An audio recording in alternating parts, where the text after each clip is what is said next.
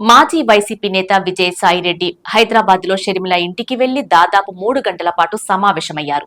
ఈ నేపథ్యంలో తాజాగా విజయసాయిరెడ్డితో భేటీ గురించి షర్మిల స్పందించారు. విజయసాయిరెడ్డితో చాలా విషయాలు మాట్లాడానని, ఆయన జగన్ వల్ల పడిన ఇబ్బందుల్ని చెప్పారని షర్మిల వ్యాఖ్యానించారు. షేర్లు తనకే చెందాలని, తనపై తన తల్లిపై జగన్ కేసు పెట్టారని గుర్తు చేశారు. అప్పట్లో తాను చెప్పిన మాటలు అబద్దాలు అని, జగన్ ఆ మాటలు విజయసాయిరెడ్డితో చెప్పించారన్నారు సుబ్బారెడ్డి. విజయసాయిరెడ్డిని పిలిపించి 40 నిమిషాల పాటు ఎలా చెప్పాలి, నాకు వ్యతిరేకంగా ఏం మాట్లాడాలో జగనే చెప్పారు.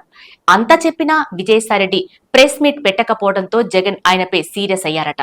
ఆ విషయాలన్నీ విజయసాయిరెడ్డి నాకు చెప్పారు. అవి విన్నాక నాకు ఏడుపొచ్చేసిందని వైఎస్ షర్మిల వివరించారు.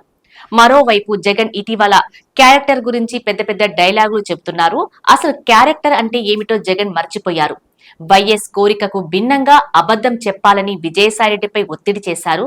నా పరువు పోతుంది, వదిలేయండి అన్నా అని చెప్పినా కూడా జగన్ ఊరుకోలేదు. ఏ అబద్ధం ఎలా చెప్పాలో జగన్ చెబితే విజయసాయిరెడ్డి రాసుకున్నారట.